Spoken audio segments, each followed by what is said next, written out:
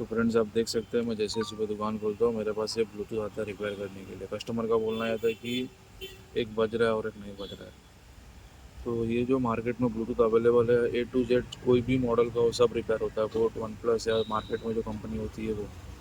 तो इसमें कस्टमर का हुआ कुछ नहीं था, बस ये जो कस्टमर का राइट साइड का प्लस पॉइंट था ना वो निकल गया था, जिसकी वजह से वो आवाज़ नहीं आ रहा था एक में।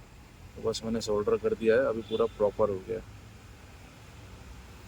ब्लूटूथ में आपका एक बज रहा है एक नहीं बज रहा है, वाइब्रेशन का प्रॉब्लम, चार्जिंग पिन भी problem, mike A to Z सब रिपेयर होता है। तो आपके ब्लूटूथ में कुछ इशू आएगा तो आप कहीं लोकल शॉप्स के रिपेयर करा सकते हो। Thank you.